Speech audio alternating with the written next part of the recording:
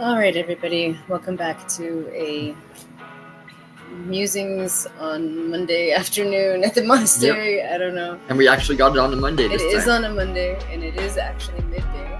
And we are, of course, at the Monastery, so Yes. 3 for 3 today. We're continuing the discussion of the pro-choice versus pro-life teens from the Jubilee Middleground. I'm with Long Walker, by the way. Yes, Long Walker here. My parents, it wasn't a really good conversation where they were like, of course they were shocked because that person is in our family. And they were like, that isn't real. You're just trying to get it for attention kind of thing. And then, but in a sense, I knew that they believed me because we went to some dingy ass Walmart and bought a pregnancy test because they were like, if you are pregnant, you can't tell anyone that it's his. You have to say that we adopted another child and you would have to keep that baby. I did not want to have a baby at a very young age. I was not emotionally ready. I was not financially ready. I was still in school trying to think like I have a future for myself that I want to do, you know? Fortunately, I was not pregnant. Do you think that people can't achieve right? I mean, at least the family was willing to take the child in and raise it. Yeah, that's more than you can say for quite a few different parents. A lot of them would just force the kid to get the abortion. Right. And say, no, this isn't happening. And in this case, she said that, she didn't want to have that reminder and everything of this, abuse, but you don't know what good can come from it. You don't. I mean, there's been several that were raped that came out to be, better for it all. Bright futures when they have children? They can achieve bright futures if they have a child. I just knew that I wouldn't have been able to achieve that future. Well, there are resources available, particularly for people who are student parents, for people who are on-campus parents, who have children, babies, toddlers, children of all ages. There are also resources in terms of crisis pregnancy centers, also known as pregnancy help centers. There's thousands of them across the U.S. There's 5 crisis pregnancy centers for every Planned Parenthood. And so I think that a lot of these resources are not made known. I think that a lot of people kind of get into the situation. The interesting thing about the crisis pregnancy centers is they are privately owned and they don't get any kind of government funding, but Planned Parenthood does. Yes, exactly. Planned Parenthood gets a lot of government funding. I just saw from Philadelphia, they were going to get $2 million in government funding. It's crazy. And they, not only do they get government funding, but they sell the baby parts too. Right. So they're making money on top of government funding. Yeah. But, they do seem to say that, and they always say, well, they don't care about the baby after it's born. They don't give any resource for the mothers after, and that's not true either. Because the argument is, she said that she wouldn't have been able to have this child because she didn't have the resources. And this one is saying, well, there are resources. Yeah. And the main point that always comes up is, well, they care about the baby until it's born, but there's no resources for the mothers and the child afterwards. And that's not true. No, it's not. It's not true at all. We've seen it. Yeah, I mean, even just the one that we went to had a program for young mothers, young fathers to get items. And they had different resources for jobs, and they had mental health. Yes. All the way through to it wasn't really specified, but I saw people there that had toddlers. Yeah, exactly. And I know that even the small one in the town next to us, it does the same thing. It helps people. It gives free stuff, diapers, formula when they can. So it does go beyond the birth, and it does go beyond the infancy. And where are they getting that from if they say that they don't? Well, see, it's a California thing too. I don't know other states what theirs do. Pretty much the research that I've done has come up with the same thing. They all look the same. I saw one from Georgia, on a news thing, because they were rallying against it with the Planned Parenthood and everything. But see, the Planned Parenthood will tell you otherwise. Yeah. I mean, it's just kind of crazy to me because it's like just do your own research and you find out that's not true. I mean, yeah, because it's like the Planned Parenthood will only tell you one side. But yet the Pregnancy Resource Center, I mean, they deter you or try to stop you from doing the abortion if they can. But for the most part, they're pretty neutral. Yeah, I think I thought they were kind of pushy. I did. I think they're pretty pushy in that way. They're really, really committed to that.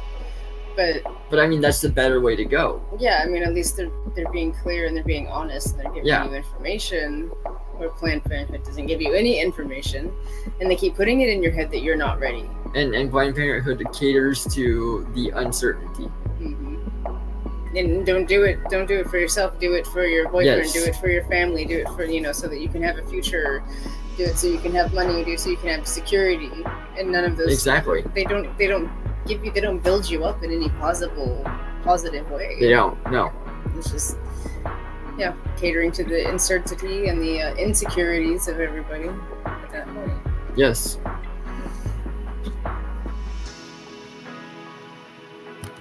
Situation of being pregnant and nobody's telling them about these resources, and then they think that they can't do it, and then they get an abortion that they might not have actually wanted. They felt like they had to. Do you feel like that was your situation? Do you feel like you didn't want to have an abortion, like if it happened? I think that because I grew up in a very conservative home, so abortion wasn't even in the picture. I wasn't even allowed to have that idea. And like thinking of it now, like, yeah, there are crisis centers, but we're also going through like baby formula shortage. Like there's not even paid parental leave. So if we're going to be able to bring a child into this world, I think we should fight for more healthcare that is free for women or people who can give birth. That's like the thing that I found in the comments. There's always an economic reason for why people don't want to have children or are regretful of having children. And yes, like during the pandemic, I had seen a baby shortage formula, like shortage. Baby formula Shortage, yeah. But I haven't recently. There was a couple months ago for some reason. There was a lot of recalls, I think, from some sort of soy-based company or whatever. So, let's see. That's what I was talking about on your live too. Some of these comments were from a different video, but here's a comment that I took classes on childhood education and parenting, and the studies stated that there is no better conditions for having children. No matter your financial situation, you can make it work. But they're saying the same thing. They're saying we need to have. Absolutely. If we create a society where having kids is not an inconvenience, people will have more kids. Housing and jobs, but also every workplace should have a daycare. Every mall should have I don't know what that is, creche. Child benefit needs to be generous. People with kids should be given extra points for pension, credits, etc. It's like, when has it ever been a government's job to sustain the population? No, it hasn't. It's like, and like Elon Musk says and Jordan Peterson says, the richer society, the less children there is. Yeah. The richer a person is, the less desire to have children. Exactly. That's so true. So it's like, who wants to raise kids in this horrible society and the state of the world that it's in? Good luck with that. Better pray hard for those unborn souls before they come into the world. If you want kids, you just have them and make it work afterwards. If you can barely look after yourself, you shouldn't have them, though. If you wait for the perfect time, that time will never come. It's like people don't want to sacrifice anything to have kids anymore. Making it convenient to have kids is just a bad idea. Sacrifice of some kind should be involved if you're going to bring up another person. Yeah, I mean, that's basically that's been what's happened to us. It's like we just took it as it came. There was no planning involved. If we planned it, I definitely would have been like one of those people in their 30s that would just be starting or just thinking about to be starting. That was the plan. Because it was said, focus on your career, build yourself up, establish yourself, and then think about. And it's like that would never have happened. That's the biggest lie. Yeah, and we have been through some hell. Yes. I mean, like we were homeless when he was conceived. Well, not when he was conceived, but shortly after. I know. And then you had to move while being pregnant like 3 times. Yeah, moving horses, moving cats, dogs, wolf dogs, you know, You like name it. we were not in a good place. We fought. No. We were drinking, you know, it was just not a good time. And then we pulled through that, and then there was the next thing. Exactly. And then there was the next pain in the ass thing that we had to deal with. And then we've been through fires and floods and being cut off because of, you know, whatever natural disaster happened. Exactly. And we came through that, you know, and he's good. Yeah, he You is. know? He's very good for And it. it's been And, good. You know, this pregnancy's been even better. Yeah. I mean, we had fire then too. Yep. You know, and it was really, really, really uncomfortable. But you come through it. You do. Yes. And there's no planning. No. You don't plan for those things. You're prepared. You learn to be prepared because it happens to you, and it's Exactly. very, very uncomfortable if you're not prepared. So you learn for the next time. Yes. They're like not giving themselves that chance to find out how strong they are. I know. That's very, very true. It's always the economy. Yeah, of course it It's the is. first thing, money. And I mean, even not having a steady job myself, we've still made it work. Yeah, you work. I work for Trade. what we can, Yeah. and then you just move on. I mean, it's not, you know, I love the ones that just say, oh, well, you know, you can't afford it, so you shouldn't have it. I am glad that they have that opportunity not to bring the life that they decided to make. Right. Regardless of if, oh, you know, we really didn't decide, it just happened. I don't know. Without using the protection, or even if the protection didn't work That's even or more of a sign to whatever, me. Yeah. that's a sign, and then it's your duty to have that child. Yep. It's like people that get animals. I feel the same way. You know, Yes. you get an animal. It's You not see it just, through. oh my god, I gotta move, I can't bring it. Right. No, you find a place that accepts that animal. Or you live out on the streets in a tent, you know? With Like, the animal, exactly. yeah. You find a way. It's like we have always found a way. We have, yes. And especially since I was at a very young age, I honestly just didn't know what I would do in that situation. For me, when I started engaging in intercourse, I started out using protection. I've been volunteering with Planned Parenthood since I was about 15. When I was a junior in high school, I've had an intense passion for reproductive rights. So I immediately, as soon as I knew that that resource was accessible to me, I put myself on birth control. But unfortunately, birth control isn't the end-all be-all. And from putting myself on several forms of birth control, I realized that the adverse effects of birth control can be very, very altering. And currently, I'm in a very long-term committed relationship with my boyfriend.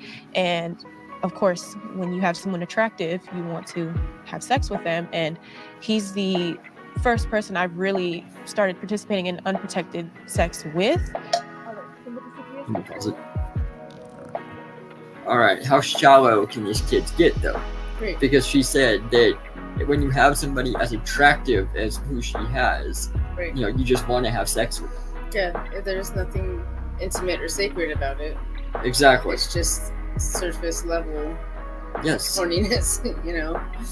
that's all it is. And she's talking about 15 years old being, you know, caught up in her reproductive rights, and it's like she shouldn't even be thinking about that at that age. No, like reproductive rights is like that's such a, we used to call it buzz term, you know, for I guess they Yes. call it like virtue signaling and everything. There is no reproductive rights.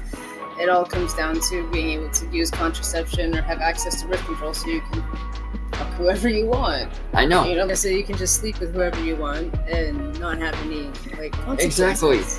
Exactly. They'll talk about, oh yeah, sure, they'll talk about STDs or STIs and all that. Yeah. But not about like why it's sacred, why you should limit it, the benefits of limiting it, the benefits of abstinence. They don't talk about that. They don't. They It's do not. Not reproductive rights. No. And then they shame you if you do want to keep your child, and you know, And that's wrong because you're the one that made that choice. exactly. You need to step up and be an adult. I'm gonna stop it here so I can make sure that I have good clips. Okay. And I'll start a new recording.